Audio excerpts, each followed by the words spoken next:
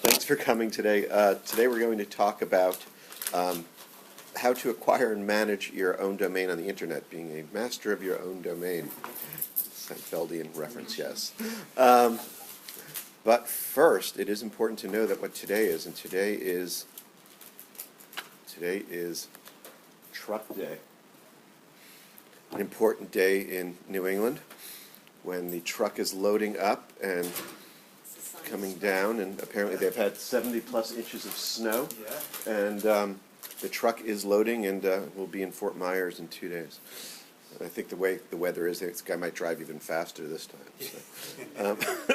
So it is an official New England holiday. This is Groundhog Day in New England. Is that for spring training? Yep, loading up the truck for spring training. Yep, Truck Day. They've actually turned it into a whole event. You can buy tickets for Truck Day now. Really? Yes. Of course. Yes. Nice. The Red Sox have figured out how to monetize everything. Yes.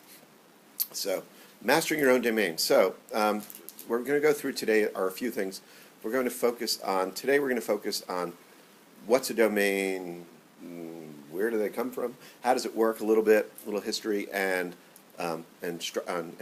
science or technology behind that, and then we'll also talk about how do you register for a domain, what's involved, what's the process.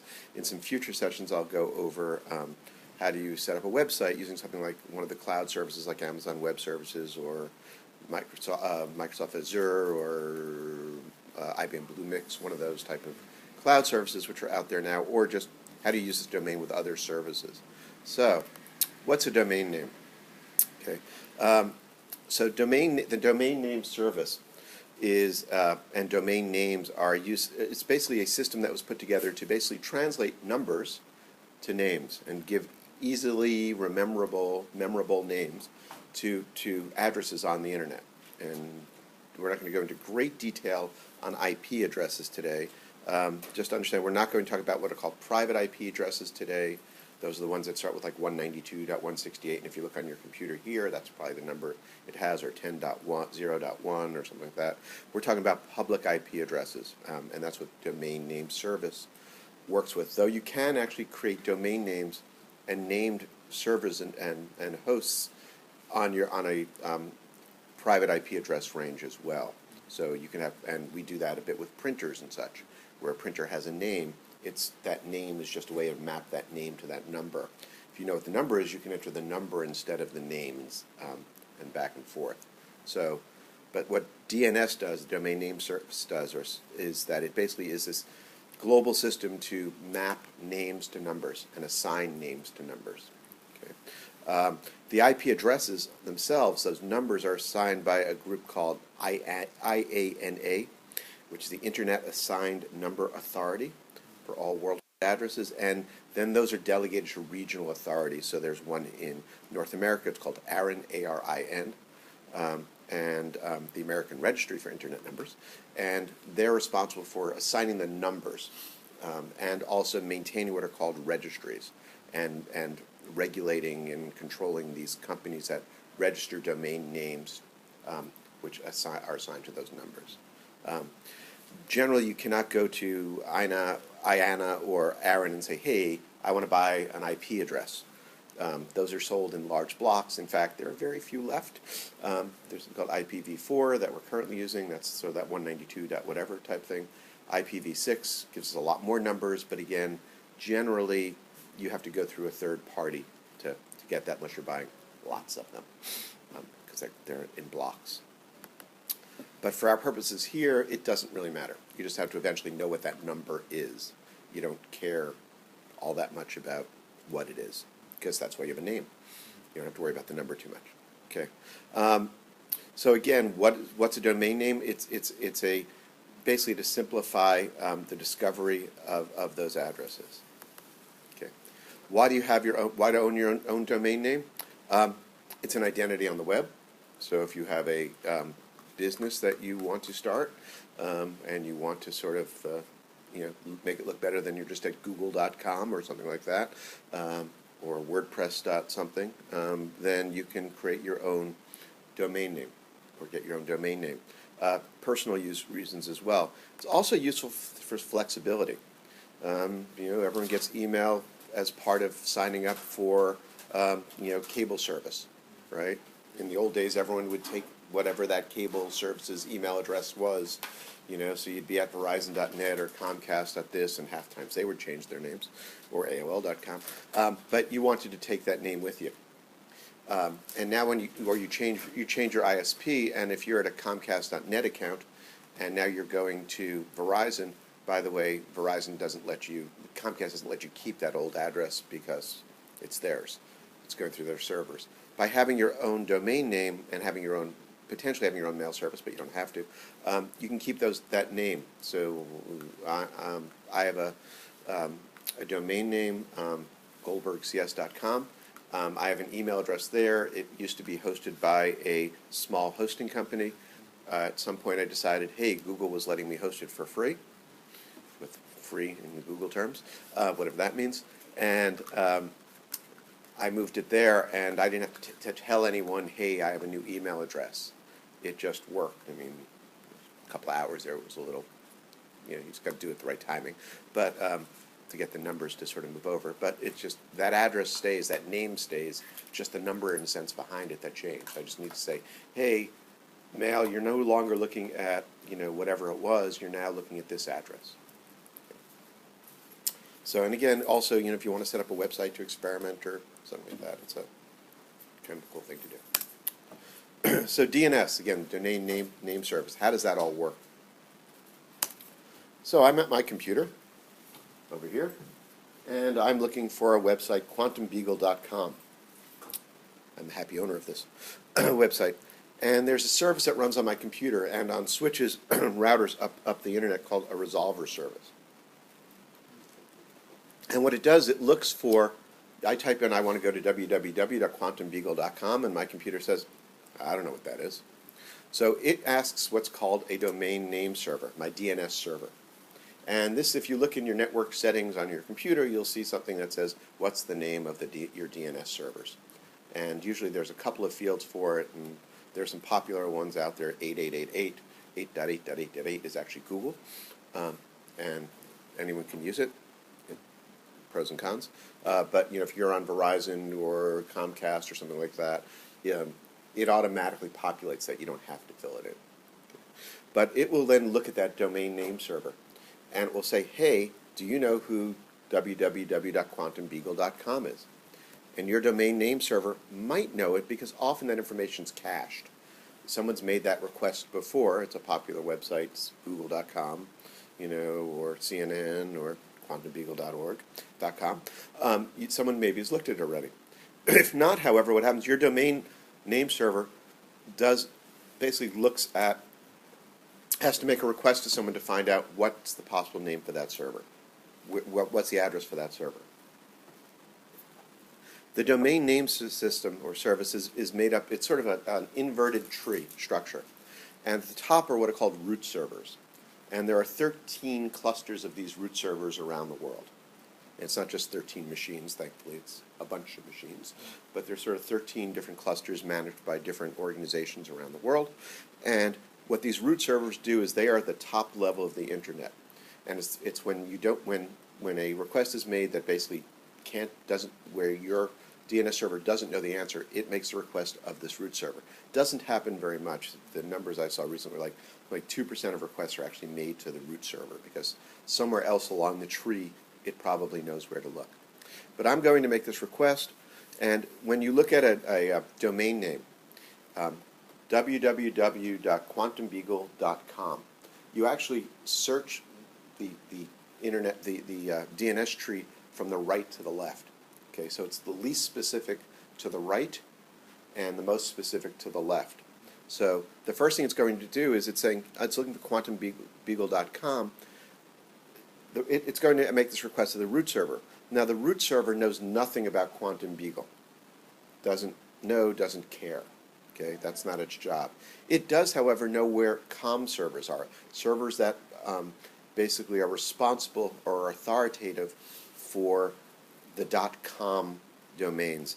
And these are what are called top-level domains, or TLDs, sometimes known as.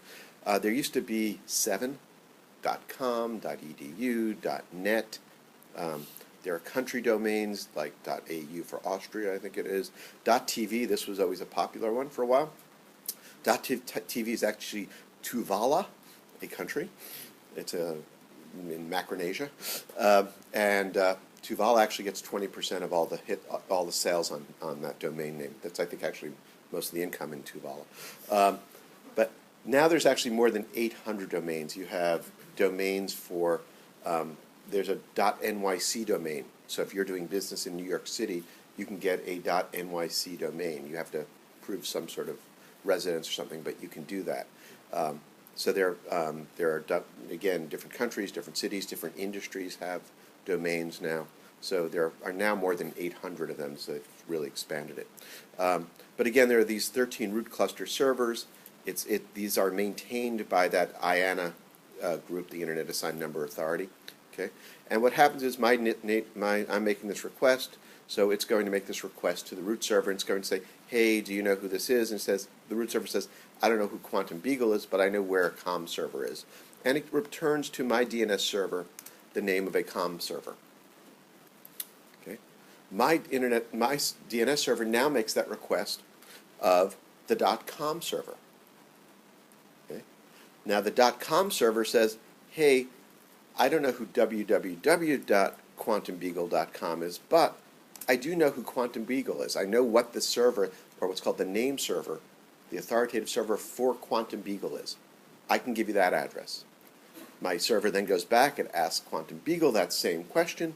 Basically, do you know where www.quantumbeagle is? Because I might have mail.quantumbeagle.com. I might have various other services running on that, using that domain.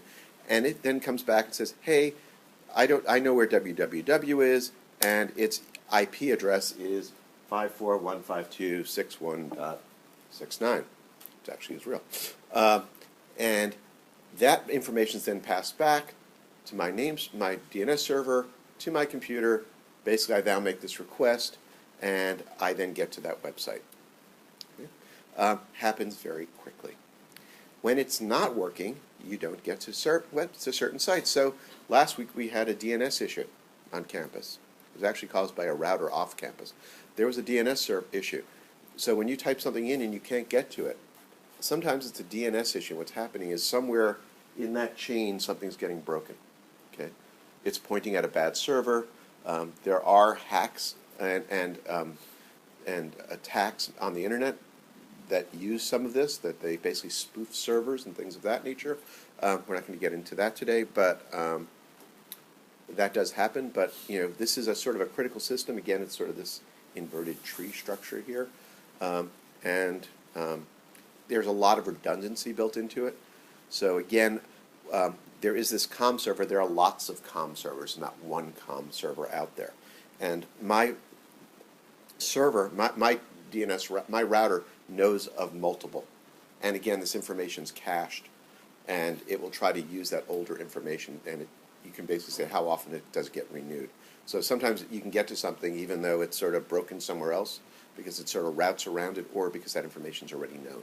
I'm going to ask about that, why sometimes if there is a DNS issue, it will load like part of the page or like the outer framework, but the pictures won't be there. A lot of times that happens because those pages are actually pulling in content from other websites, so especially advertisement. Those ads are coming from an ad server that actually, it's that component of the page has a different address than the frame of the page, and therefore that's exactly what happens. It can't find those servers, or there's a delay or some sort of problem with the server on that end. Yeah, I've noticed it on like news sites that sometimes the text will be there, but everywhere where there's supposed to be an image, it's just a little icon. It's pointing at different servers, and that could be internal servers. It could be like, they have their own, and again, they do this for load balancing. They have the web page, the server for that web page, but the servers for all the images is a different server, and that page is built dynamically when you go to it, and if it can't find it, they can't find it. Or if that part is down, because it could be a DNS issue, it could also be a traffic issue, a server issue, lots of other issues, but that's exactly what it is. Not every part of a page is there, actually. They're not static. You're not looking at static pages, you're looking at dynamic pages when you're loading a web page, most of the time. Okay. So, again, there's this address that we're getting, and in DNS, there are different types of DNS records, and we're not going to spend a lot of time on this. But basically, the one that we're primarily interested in is called an A record, an address record. And this is what says that quantumbeagle.com is this 54 dot whatever address. It's just that one-to-one relationship, in a sense, of www.quantumbeagle.com is this address. Okay? And if I want to move quantumbeagle.com to a different host, I just have to basically go in and say, hey, it's no longer 54 dot something, it's 86 dot whatever, whatever. And that's all I have to do to make that change, pretty much, is tell it it now has this new address. There are some other records. Ones of most interest are what's called an MX record for mail, a mail exchange record. And if you're hosting your own mail, or you have someone hosting your mail for you for your domain, you have to have an MX record. And that points at what the mail server is. And you can actually have multiple MX records. Mail is actually sort of really interesting because you can actually have, that's a case where you can have multiple addresses for mail in a sense, because you can have redundancy in mail. And there's a failover type capability in mail. So that if one mail server fails, it can go to another one, or you might do it regionally, depending on how you're set up.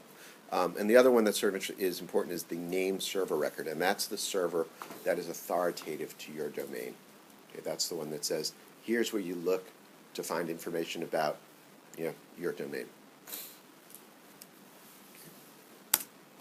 So sort of enough gobbledygook. How do I get my own domain? So acquiring a domain. The first thing is you need to see if it's available, right? Because there are a lot of domains out there, but a lot of people have taken them. And some people take them proactively, figuring, hey, someone's going to want this one day. Okay, and that ability to sort of, sit on a domain name, sometimes you can get away with it and sometimes you can't. But people sell domain names all the time. You get a good one, someone wants it. If they can prove that you are basically doing that on purpose, they might be able to actually get it. Okay? But the first thing you need to do is check to see if it's available. A few ways to do this. One is just try it. One good thing is to just try to go to that website. I usually recommend that first, because if it comes up, obviously, move on. You're not getting that domain. If it doesn't come up, however, that doesn't mean that it's available. Again, there are a lot of domains out there that you might try to get to that don't have any. Someone, again, has bought the domain, but it's not pointing at anything at the moment. Okay. So if that's the case, what you can do is there's websites that you can go to. One is called Whois. There's a utility called Whois, and a website called whois.net. If you go to whois.net, type in the domain name, it will return some information. So let's see if we can do that. I'm going to go out of here for a moment, and let's see if I can. It's a little tricky because I'm in a weird mode. My display. Find my mouse. Where'd it go? There we go.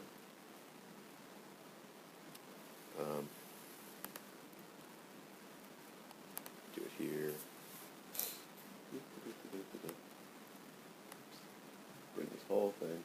Oh, back to my. I'm just going to go here quickly. It'll be a little easier.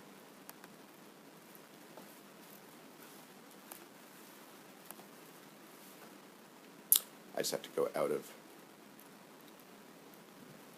Go back into mirror displays. Back to a single display here. Sorry about that. Okay, so if I go to whois.net, showing there, good. Okay, I can type in quantumbeagle.com. If it doesn't give me a hard time.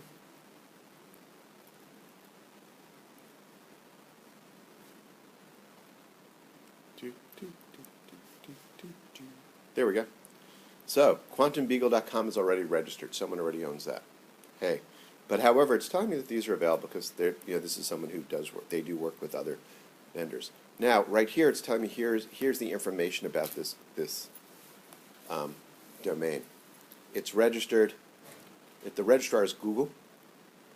When I registered through Google, and we'll talk a bit about that. It's showing you what the name servers are. It's not telling you about anything else. It's telling you that client transfer is prohibited, because I've locked the domain. I've said, hey, no one can transfer without my permission. But it's not telling you a lot else. And the reason for that is I've told it I want this to be this information to be kept private. You don't have to. It's one of the feature options you have. In fact, I have one here. Let's see. This one here, I realized I do not have as private. And you'll see it's actually not through Google, it's through another company called DY Dynamic Network Services. And here you'll see all the information about who owns this domain. Okay. Sometimes you'll see this or not. It's a matter if I have it listed as private or not. Usually, in most cases, a lot of businesses, it's not private. If I look at ncf.edu, might not let me do that. Actually, what tends to happen is with this site is after a while it thinks that it thinks I'm a robot, and now it's not letting me do it. Now it's going to give me a hard time. So let's try one more time here. Who is .net? Different browser. ncf.edu. Thinks I'm still a robot. So there are other tools that you can use for this. For example, there's just a utility here that I'm using on the Mac called Network Utility that does basically an NS, what's called an NS lookup. And if I do ncf.edu, here we go. ncf.edu, the registrar is EduCause. Some of you might have heard an organization called EduCause. EduCause runs conferences and does lots of stuff. They're actually the registrar for all the .edu domains. You can't just go out and say, hey, I want to start my own place and call it .edu. You actually have to be an institution of higher education. They do now allow community colleges. It used to be only four-year colleges. And there are still some exceptions out there who've been grandfathered in, but basically you have to be a university. But here you'll see actually that that's where the DNS is, and is it showing me here? On a longer listing, I would actually see that, who's the contacts here and that information. It's not showing it to me here. Actually, do a lookup at night. Let's see, .edu. Let's see if it tells me here. No. University of Phoenix got it. What? University of Phoenix got it. Yeah, some have gotten in there. Yes, because it used to be not profit. Some people snuck in there early, or there was a little bit of selling going on at one point. They've tried to crack down on it, but it definitely happens. Yes, I think university. Well, they have a football stadium too, so they're not much of a team. So you can use whois.net to do it, or you can just try to register. Check on a reputable register site and try to register, and that's a good way to do it. I'm just going to go back to here for a moment. Display preferences. Go back to there. Okay, let's see if this works. Yes. Okay. So, who's a good domain? You got to select a registrar. How do you select a registrar? Price, terms. Sometimes you get 1-year registrations. Sometimes 3-year registrations. Cost is definitely a factor. They're all over the place and sort of what they come with. Terms, some lock you in terms of making it very difficult to transfer out a domain. Make it very easy to get one in, but if you have one being hosted somewhere else, but very hard to get it out. They try to purposely make it hard so you stick with them. You might want to use one of those. Again, some have fees for that. Some have fees if you want to have it as a privately registered site versus a publicly registered site. So there are issues certainly around that. Is that domain available? Is that .tld, that top-level domain, available? So, .com is available most places. Again, .edu, you have to go through EduCause, and you're probably not getting one. Again, if I want that .nyc domain, Google doesn't offer that. There is only a handful of registrars that are authorized to sell that, to register that domain. So it might depend on what domain you want. You want that .tv domain.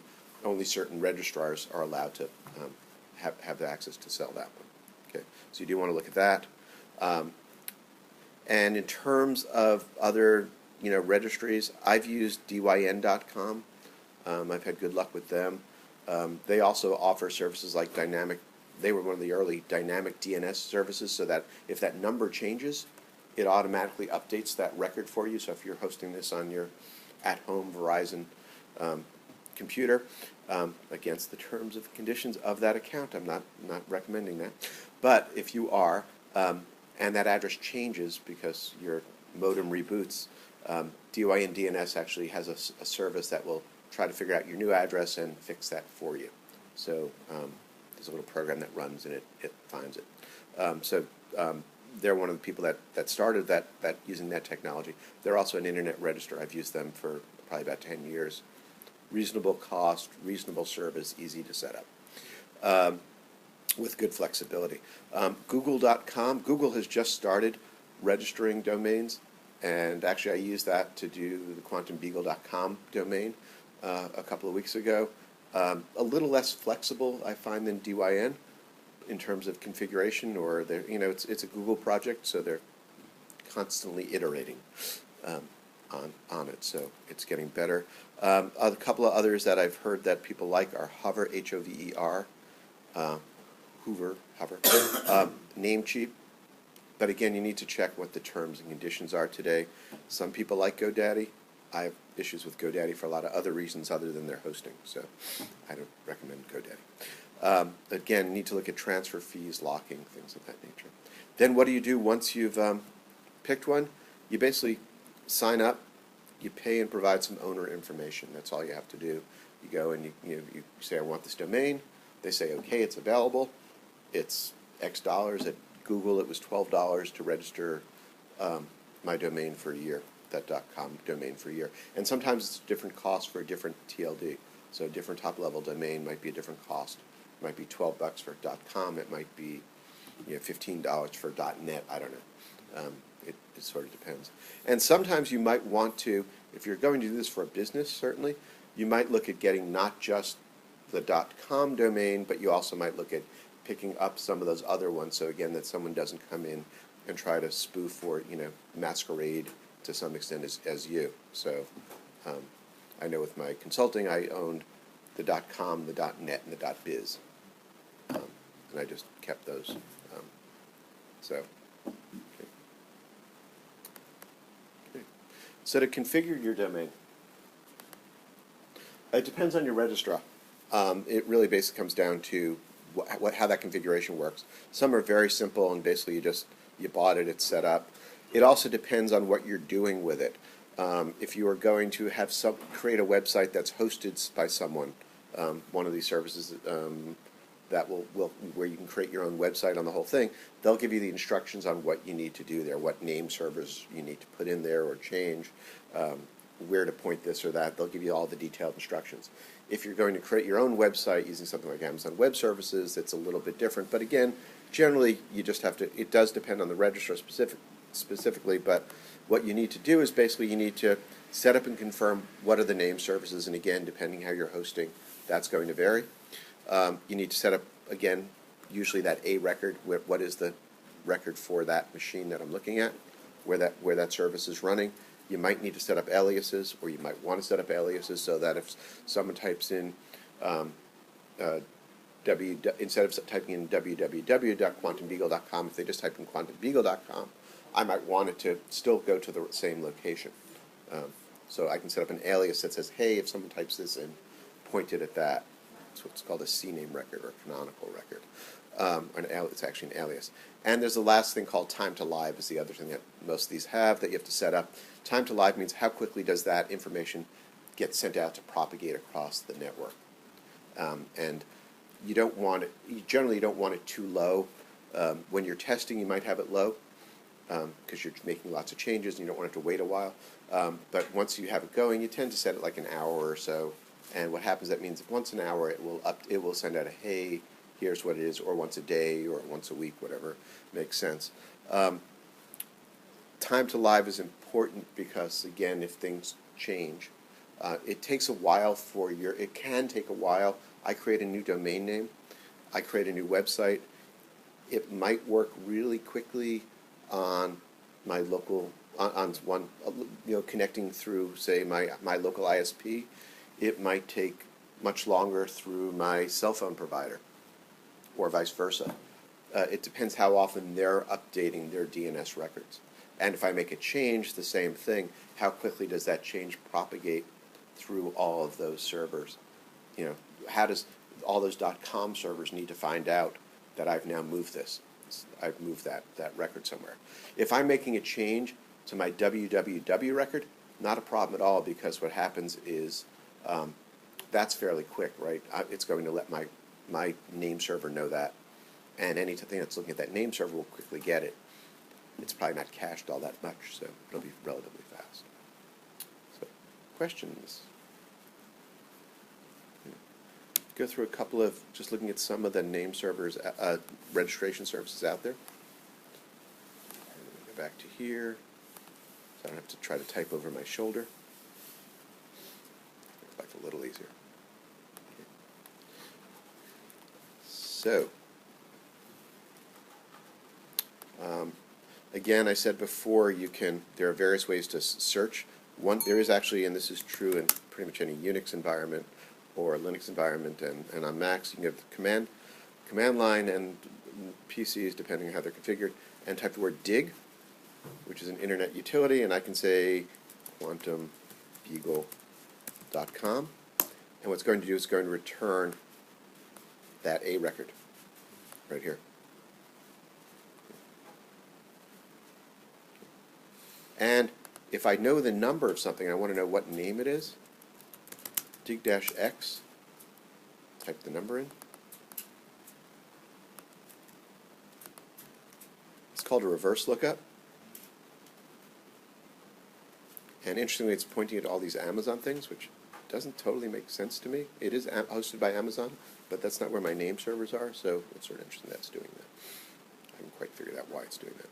But that is a number to name, name to number, so I actually don't have good forward-back reference going on right now. Do you have hrefs in your website that's pointing to the AWS? No.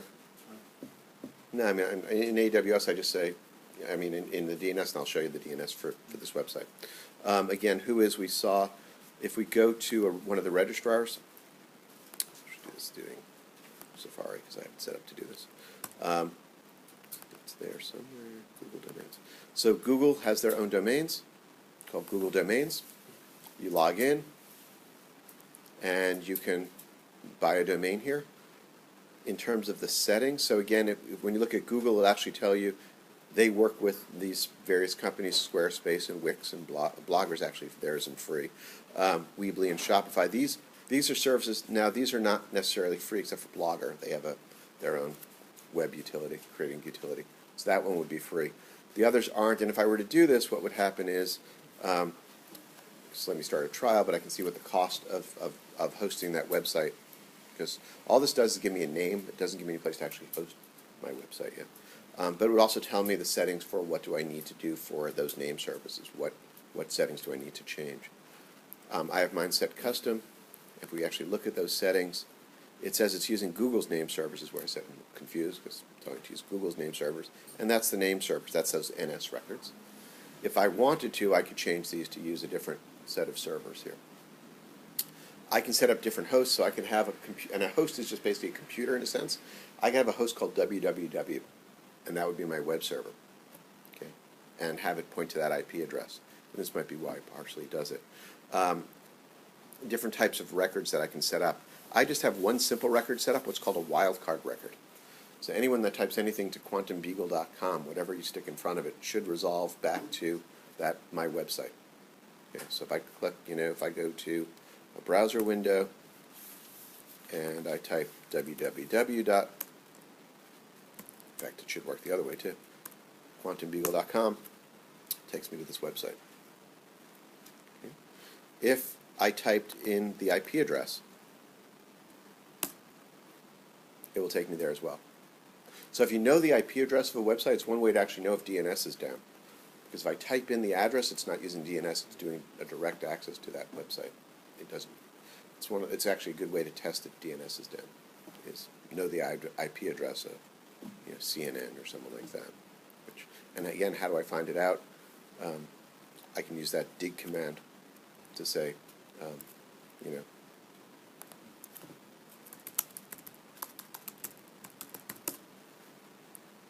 there's CNN.com. They actually have multiple addresses, which again for load balancing and such. And if I type in that number here,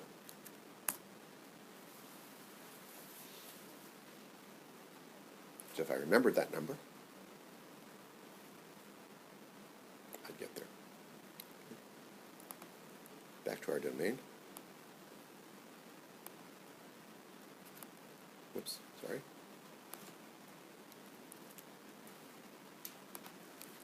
Okay. So the only record I've set up here is this one, and there's the number. It just points to it saying, hey, do that. If I go to DYN, I sign in.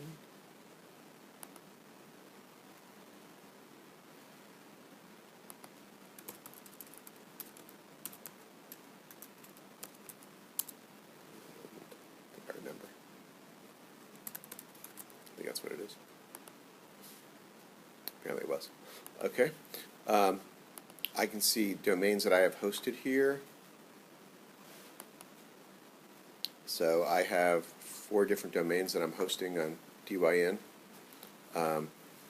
Here's that goldbergcs.com one that I talked about, and I can look at what the settings are for that.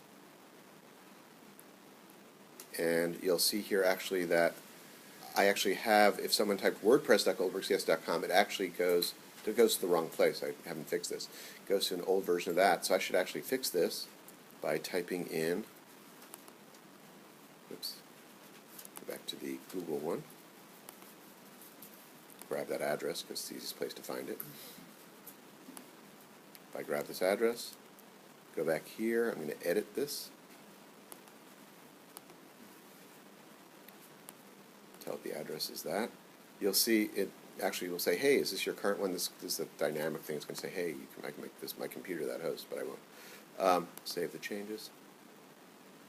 And now if I go to there, it should take me to, it's not taking me there yet. It should take me to, oops, yes, it was .com is the one I changed. Didn't get there yet. So I'm trying to replicate. I did. It's actually is getting there. It's getting to a wrong level for it. You'll see here, it's not there yet. Again, it takes a little while for it to propagate. Okay. Again, I just did it. I didn't even give it the minute. In fact, if you go in here, you'll see that time to live 60 seconds.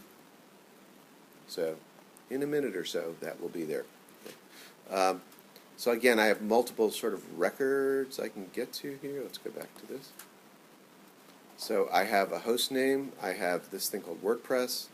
Mail.goldbergcs actually goes to Google because they're hosting my mail for me. So I have email through them. Google hosts it.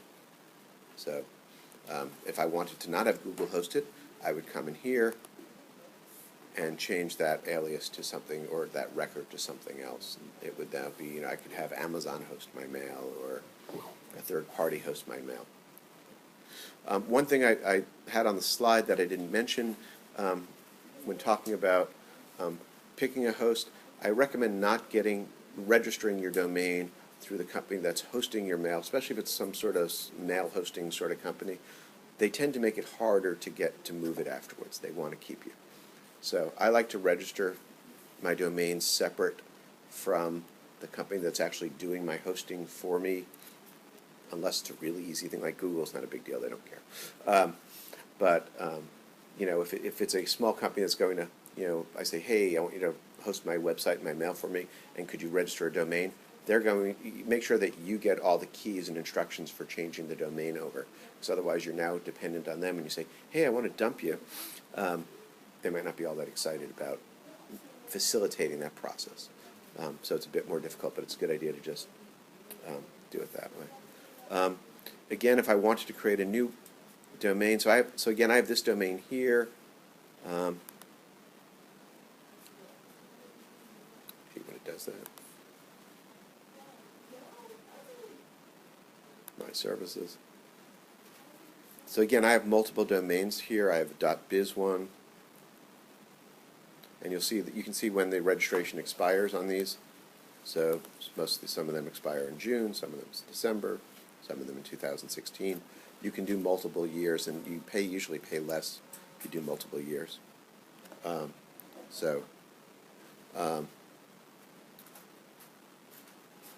see if I go into one of these. Go to the domain registration here. So again, it says it was created then. This was not the one where I wanted to change it to be a private. Let's change goldbergcs.biz to a private registration. I believe I can do that here. Contact information is currently publicly available. So if I wanted to make this secret, they charge to change it.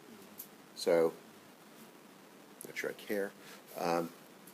If I did, I'd purchase private on this, or I could transfer it to someone else who does it for free. Could you go through would you mind going through the domains.google.com and just show the simple knobs? Sure. Because there's some things I wasn't quite familiar with. Yep. And I will say that these simple knobs are, again, it's a Google thing. They change stuff all the time. Yeah, that's. So, if you configure a website, you obviously come in here and they sort of do that automatically for you. Sure. Adding email, they will let you set up email forwarding. So again, if I don't want to host mail somewhere, but if someone sends mail to alan@quantumbeagle.com, I could say, hey, if someone sends something to alan@quantumbeagle.com, forward that to, alan@gmail.com or whatever, my Gmail account is. So it automatically does that. So it sets up mail forwarding records for me. It's actually creating a bunch of records behind the scenes. It's one of those, it's being helpful and maybe too helpful. Okay. Here's the basic settings. I don't think this one does much. Yeah, that just says if I want it locked or not. And I'll show you that. So pick your name servers. And again, depending what you're doing, you might just leave these here. Doesn't matter. Or you might say, again, if you're using a particular service, they will tell you stick in particular name services here, because you're running on our servers, and this is where things need to look for those, even though you're hosting it's your own domain. It runs on these servers. Is where we want you to point. Okay. Registered hosts, again, I might have one called www.quantumbeagle.com. Type the IP address in that 54 dot whatever number in here, and that should work. I've had some issues trying to do that. I'm not sure why, so I've just left it alone. But but again, it could be www here. It could be webserver.quantumbeagle.com, and then www.quantumbeagle.com. I create what's called a C record, that alias that says point www.quantumbeagle.com to webserver.quantumbeagle.com. What's the advantage of that? If I decide to change my web server from being webserver.quantumbeagle.com to, webserver2.quantumbeagle.com because I've created a new server, all I have to do is come in and change that one C record, and and I'm done. Okay, so that's the other beauty of using the DNS records properly, is that it makes it very easy to make these changes without having to worry about making changes in lots of places. So it minimizes the number of changes you have to make there. They have what are called synthetic records, which basically let you do things like domain forwarding and they do have a dynamic DNS capability there. If you're using it for Google Apps, if I had goldbergcs.com registered through Google, I would turn this on here. It would automatically configure what I had to configure manually in DYN with the mail server address and such. On the other hand, I have some flexibility here because I don't necessarily I have my mail there, but I might want my website hosted somewhere else because, I'm loving using Google for mail because I don't run out of space, and I'm grandfathered in, so they're not charging me anything for it. But in the future, if they did start to charge, I might want to move that, right? And then again, here you can just create sort of any kind of record. So quadruple A records, we talked about IPv4, this 192.168 format. IPv6, which is a 32-bit, I think, address number. So the issue with IPv4, we were out of numbers. If you actually look at how many combinations there are of that, we're out of numbers around the world. So IPv6 gives us a whole lot more numbers. There are different records for IPv6 records, and they're sort of equivalent records in some cases. Again, the CNAME, or canonical name, or alias. You would think A would be alias, but no, that's address. Or machine records. MX are these mail exchange, the name server. PTR records are what are called pointer records. They are reverse lookup, so that's where I type in, 54 dot something something equals quantumbeagle.com. It's what's called a reverse lookup. It's only really mostly needed if you're running your own server. You need that type of thing, but generally don't. And then there's what are called service records, which are literally just textual sort of things. If I was running my own chat server, I might have a service record in there saying chat.quantumbeagle.com, and someone could then type in chat.quantumbeagle.com. It knows to look for it at that IP address. Again, it just points to that IP address. So it's just other types of records that I can have in there. So there's not a whole lot of settings that you can do in Google. Is the good news, I guess. You can't mess with TLDs, top-level domains? No. Here? No, I mean, you can buy your top-level domain. Okay. But, and I bought it, and for whatever reason, I see view cart here. I'm not seeing where it says, hey, you want to buy a new one? Yeah. And I don't know if it's because I already have one. It's sort of weird. If I click there, it takes me to it, I think. My domains, let's try just going there. I'm trying to figure out where it lets me buy one. Let's see if it's because I am. Let's try this.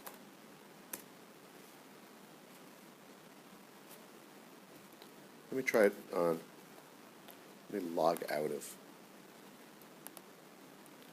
I want to make sure I'm out of my new college account. Let me try it again here. Yeah, for some reason, it's just not, unless that plus sign, hold it. Go back. Plus sign's still alive. That's Google Plus. Yeah, that's what I was afraid of. Domains.google.com. Here's how easy it is to get online. So again, quantumbeagle.org. I can say, hey, search for it. And this is exactly the process you go through.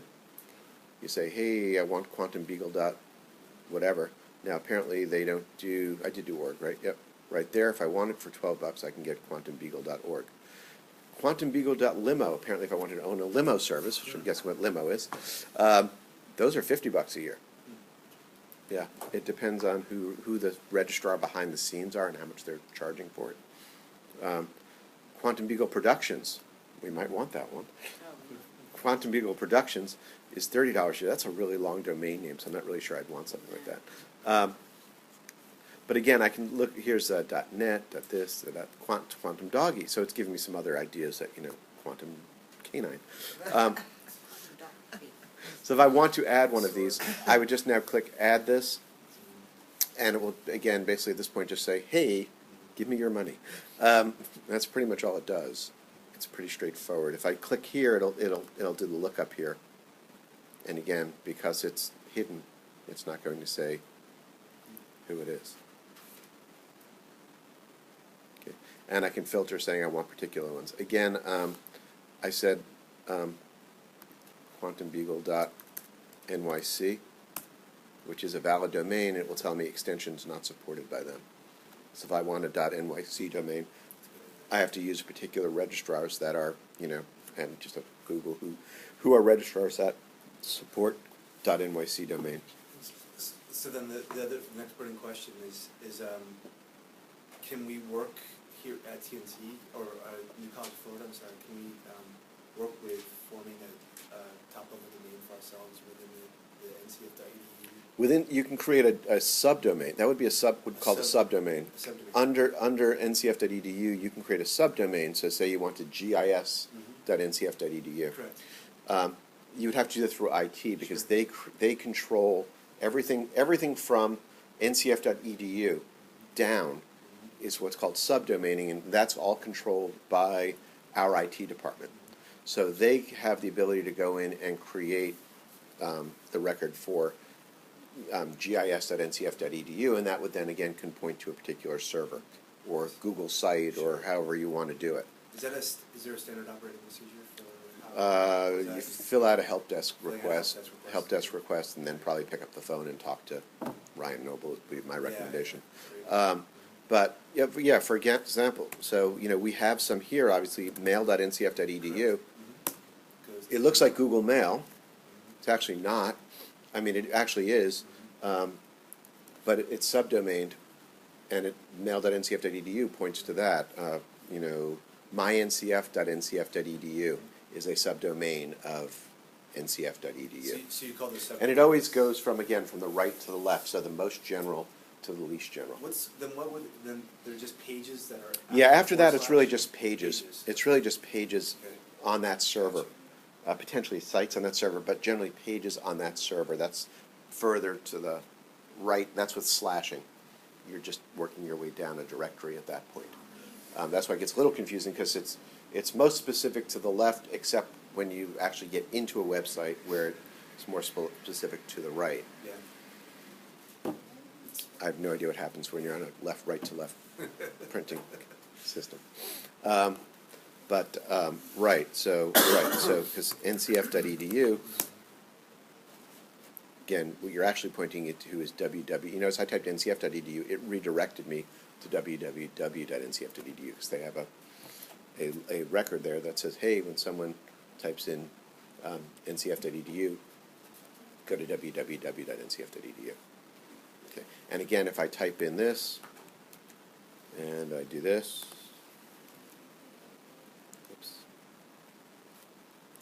dig. The address is. The address is, it doesn't want to show me. Dig ncf.edu. Try that. There it is. You notice it's a 54 address. Notice that Quantum Beagle is a 54 address. They're actually both hosted on Amazon. ncf.edu is hosted on Amazon. And this isn't resolving properly, but it's actually hosted on Amazon.